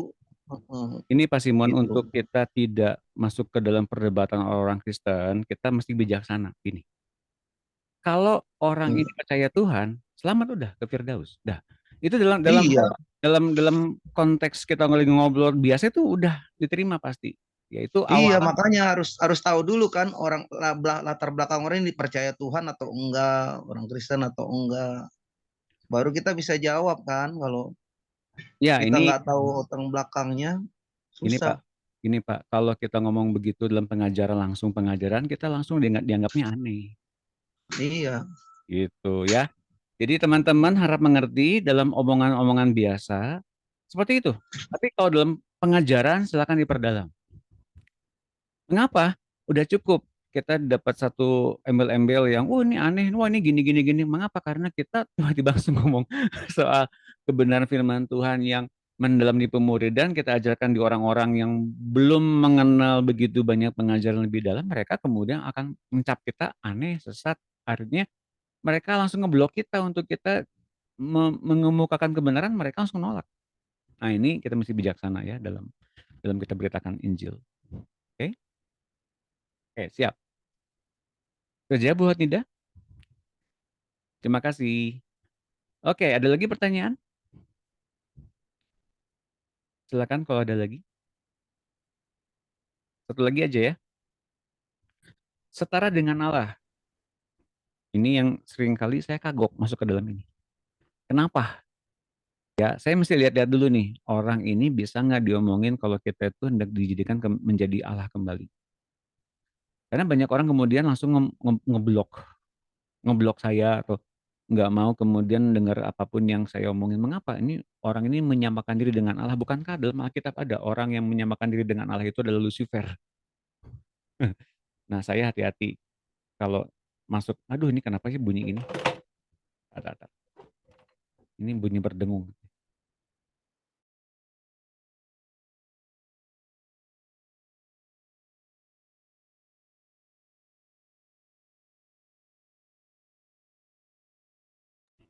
Tes. Bagus, Pak, bagus. Bagus ya, tapi kok nggak ada suaranya? Oh iya. Ya, seringkali saya membatasi untuk tidak ngomong ini karena apa? Karena banyak orang mungkin salah tafsir. Tapi sebetulnya sejak awal memang seperti itu. Adam itu adalah apa ya? Manusia manusia ilahi yang diciptakan di bumi selevel dengan Allah untuk belajar soal free will. Itu yang secara umum saya sering kali bilang dalam pemuridan. Oke. Tapi kalau dalam pertemuan umum di gereja atau di khotbah-khotbah umum biasanya, Adam itu adalah utusan Allah di muka bumi ini untuk menggarap. Seperti apa yang Allah garap di sorga, Adam garapnya di bumi. Itu perkataan yang ya masih bisa diterima lah gitu ya. Tapi sebetulnya yang hendak Yesus lakukan ini, kita dikembalikan lagi untuk menjadi bagian dalam kealahan. Atau penting untuk kita kemudian harus sadari, bagaimana kita manusia dapat diubah menjadi seperti Dia. Kita akan mempelajari bagaimana Dia yang setara dengan Allah dapat menjadi manusia. Dengan demikian kita akan mengetahui juga bagaimana manusia dapat menjadi setara dengan Allah. Oke, ini yang kemudian akan kita bahas. Lukas 1 ayat 30. Silakan Ibu Enda, apakah ada? Ya Pak, ada Pak. Terima kasih. Udah sehat Bu? Sehat Pak, puji Tuhan. Sudah Puji. sehat sangat. Amin. Betul. Ya, amin. Lukas 1 ayat 30. Kata malaikat itu kepadanya, jangan takut, hai Maria, sebab engkau beroleh anugerah di hadapan Allah. Sesungguhnya engkau akan mengandung dan akan melahirkan seorang anak laki-laki, dan hendaklah engkau menamai dia Yesus. Ia akan menjadi besar dan akan disebut anak Allah yang maha tinggi. Tuhan Allah akan mengaruniakan kepadanya tahta Daud, bapak leluhurnya, dan ia akan memerintah atas kaum keturunan Yakub sampai selama-lamanya, dan kerajaannya tidak akan berkesudahan. Kata Maria kepada malaikat itu, bagaimana caranya padahal aku belum bersuami? Jawab malaikat itu kepadanya, Roh Kudus akan turun atasmu dan kuasa Allah yang maha tinggi akan menaungi engkau. Sebab itu anak yang akan kau lahirkan itu akan disebut kudus, anak Allah. Amin. Ya, makasih Bu Enda. Dalam bahasa Inggrisnya, the Holy Spirit will come upon you and the power of the highest will overshadow you. Dalam bahasa Inggrisnya, seperti itu, overshadow dalam bahasa Indonesianya, menaungi Maria. Sebab itu, anak yang akan kau lahirkan itu akan disebut kudus anak Allah. Nah, sejak malaikat itu pergi, Roh Kudus turun atas Maria dan Yehova turun ke dalam rahim Maria. Dan salah satu sel telur dalam rahim Maria dipilihnya. Ketika roh Yehova memasuki sel telur di rahim itu, terjadilah proses pembuahan di rahim Maria, lalu menjadi bayi. Setelah cukup waktunya, bayi itu lahir di sebuah kandang. Bagaimana kemudian Yesus dilahirkan dari Maria? Atas pekerjaan siapa? Roh Kudus. Bagaimana caranya? Roh Kudus membuahi sel telur dalam Maria, maka terjadilah bayi Yesus yang tanpa pencampuran atau tanpa pembuahan sel telur oleh laki-laki manapun di muka bumi ini, tapi oleh pekerjaan Roh Kudus, maka Yesus terlahir jadi manusia dari rahim Maria tanpa pencampuran manusia manapun, alias tanpa ada dosa manapun Yesus dilahirkan. Artinya tidak ada dosa turunan yang diturunkan lewat rahim Maria itu, alias dari Yusuf bapaknya. Itu tidak diturunkan. Yusuf dari bapaknya, bapak jasmaninya, tanda kutip Yesus ya.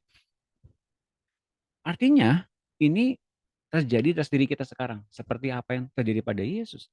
Kita pun sedang di overshadow oleh Roh Kudus.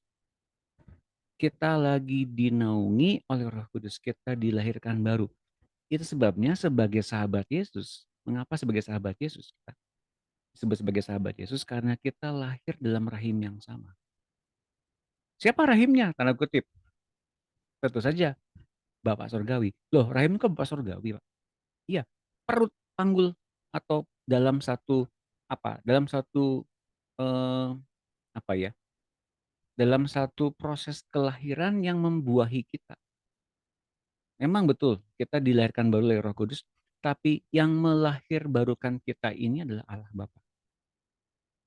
Karena Yesus pun dulu asalnya dari Allah Bapa, ia dilahirkan dari Bapa dalam dalam penciptaan itu Bapa melahirkan Yesus, dalam proses kelahiran seperti apa yang Ia nyatakan dalam ketika Ia melahirkan firman, tentu tidak seperti apa yang perempuan bumi lakukan. Ya, kita nggak bisa jelasin di sini, tapi yang terjadi adalah Bapa dilahirkan dari Yesus dilahirkan dari Bapa. Nah, ketika di bumi, Yesus dilahirkan oleh Roh Kudus. Kita pun mengalami hal yang sama ketika Yesus dilahirkan di muka bumi. Kita dilahirkan oleh Roh Kudus atas inisiatif Allah. Ketika kita menerima Yesus sebagai juru selamat, dengan itu kita sekarang sedang dipilih, sedang dipersiapkan, sedang diberi kemuliaan oleh Allah untuk kita menjadi penguasa bersama-sama dengan Tuhan Yesus. Dan pada tingkat tertentu kita akan dipawaikan oleh Allah Bapa sebagai anak yang Ia banggakan. Ketika dalam penyempurnaan di muka bumi ini kita persis sama dari kelahiran, bertumbuhan sampai sepenuh Yesus. Itu sama. Di muka bumi ini kita sempurna oleh kuasa Roh Kudus. Seperti itu jalan ceritanya Bapak Ibu sekalian, teman-teman. Jadi kaitannya mengapa Maria mesti dilahirkan oleh Roh Kudus, mengapa kita kemudian mesti menerima Tuhan Yesus, mengapa kita mesti menerima Roma 8, 28, 29 ini, apa konteksnya dalam permasalahan kita. Intinya adalah kita yang ngalamin semuanya ini mesti kemudian mengalami perjumpaan pribadi, mengalami hidup dan sepenuh Yesus hidup di muka bumi ini. Gak ada cara lain. Masalahnya apapun, sama seperti itu hasilnya. Harus seperti itu. Oke? Mengalami hidup yang diserupakan dengan Tuhan Yesus. Baru dikatakan sebagai berhasil. Sampai dengan kita menjadi anak-anak yang sempurna hidupnya. Seperti Yesus disempurnakan di muka bumi ini. Tepuk tangan semuanya. Oke, adakah pertanyaan? Kita sudah mencapai jam 6. Apakah ada pertanyaan? Silakan. Ada 2 pertanyaan mungkin. Saya batasi dulu. Ada pertanyaan teman-teman? Silakan. Iya Pak. Apa sih mau? Ya, boleh. Yang itu yang Yehova masuk sel telur itu, ya. Maksudnya gimana tuh Pak? Ya, benihnya Yesus. Benih yang ditanam dalam diri Maria itu kan sebetulnya berasal dari sel telur Maria yang di overshadow oleh Roh Kudus. Jadinya janin Yesus. Tapi tanpa campur dari Yusuf. Gitu loh Pak. Berarti pembuahan ya terjadi. Oh iya, pembuahan dong. Betul. Ada pembuahan. Dibuahi oleh Roh Kudus. Kalau ditanya, berarti Roh Kudus laki-laki dong. Nah, itu nggak nyambung. Nggak nyambung itu. Mau perempuan mau laki-laki itu bukan urusan kita sebetulnya, tapi kok bisa jadi janin? Ada pembuahan gitu loh. Kok ada pembuahan? Nanti di buku 8 proses cloning itu sendiri ternyata seperti begitu, tanpa ada pembuahan apapun itu bisa ada terjadi embrio dari sel telur dan dari sel sperma dari si jantan. Ada pembuahan gitu loh. Itu dari seperti itu tuh bisa terjadi seperti itu. Jelas ya Pak Simon? Iya Pak. Berarti manusia lah ya, benar-benar manusia. Oh iya, jelas. Itu kan secara sah. Jadi Yesus itu melalui pintu dan sah di Yohanes 10 ya. Tapi orang yang mencuri itu tidak lewat pintu, manjat tembok. Si iblis kan nggak sah tuh, mereka terusir datang ke bumi ini, mereka dalam proses pengusiran. Tapi Yesus dengan cara yang sah. Gitu loh. Itu yang terjadi seperti itu.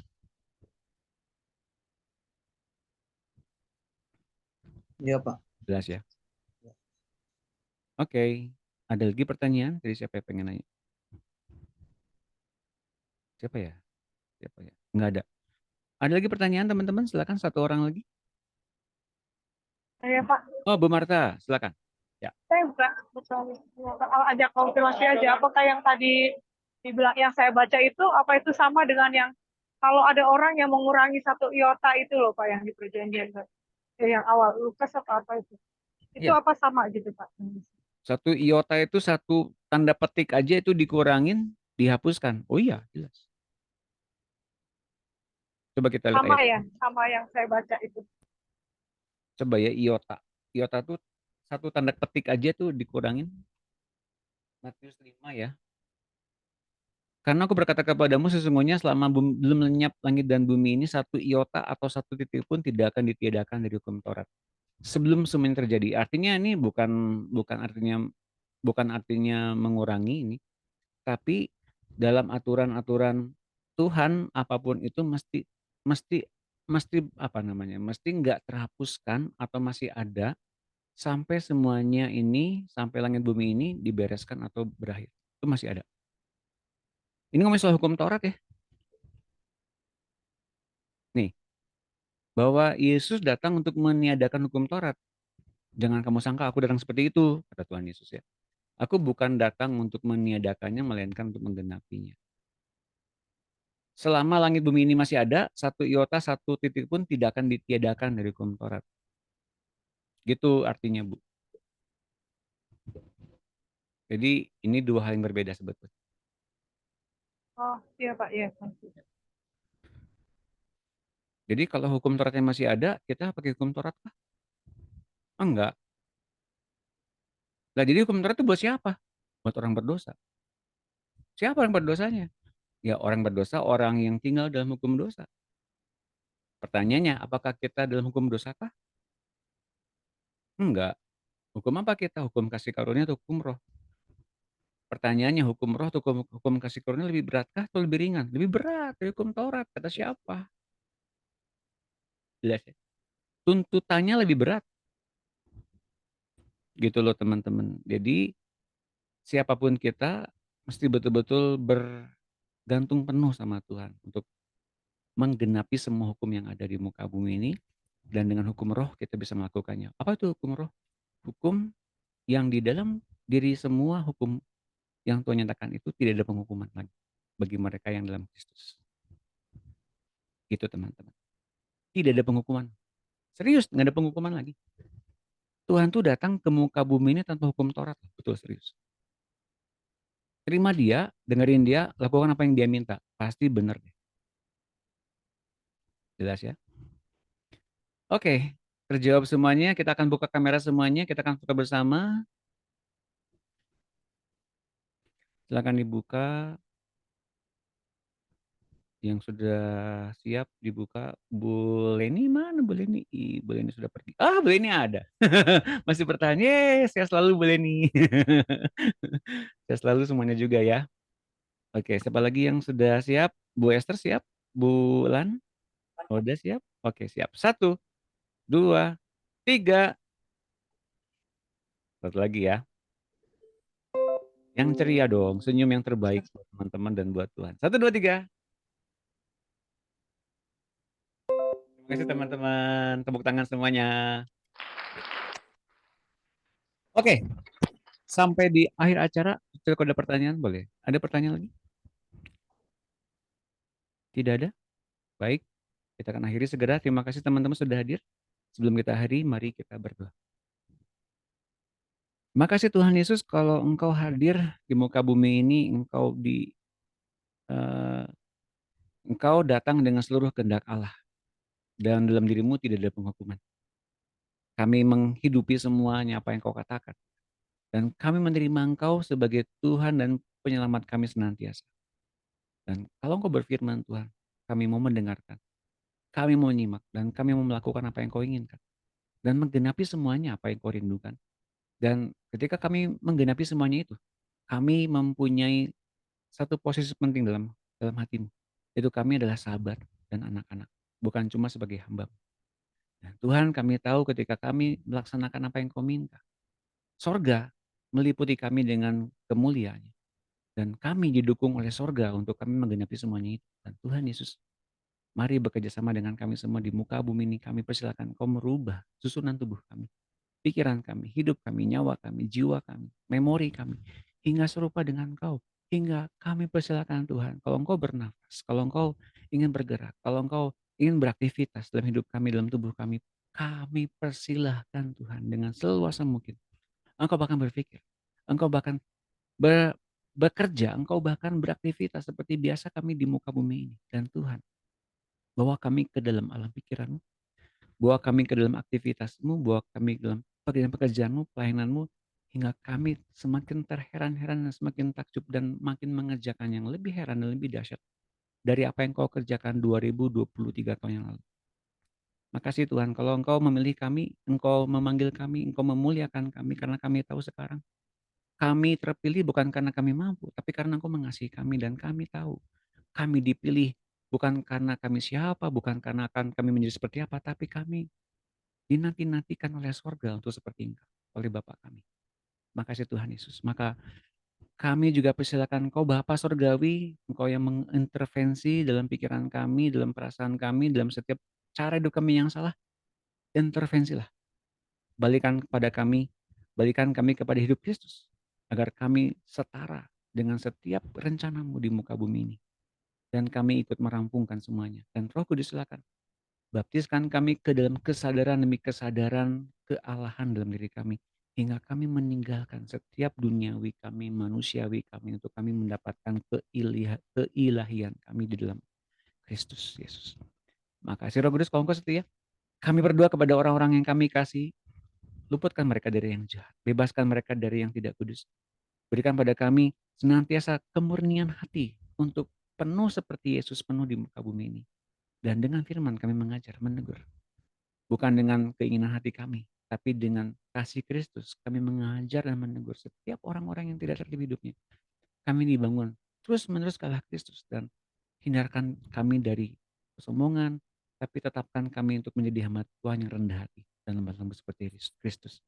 Makasih Roh Kudus, berkat-Mu melimpah pada kami anak-Mu di tempat ini, dan temukan kami kembali di hari Rabu yang akan datang dengan pertemuan dengan Tuhan yang luar biasa dan dahsyat dan ajaib bersama-sama dengan dalam nama Tuhan Yesus kami bersyukur. Kami telah berdoa. Haleluya. Amin. Oke, terima kasih teman-teman. Tuhan berkati semuanya. Sampai jumpa di Rabu. Terima kasih Ibu Atita. Makasih Pak Doni. Simon, itu Meta ya. Simon. Elvi, Ibu Esther, Bu Levina, Bu Enda, Bu Leni, Bu Ayu, Pak Jeff, Bu Marta, Ibu Lan, Ibu Dina, Ibu Sinar. Berkati semuanya. Malam, happy long weekend. Happy weekend. Happy weekend. Sehat selalu semuanya.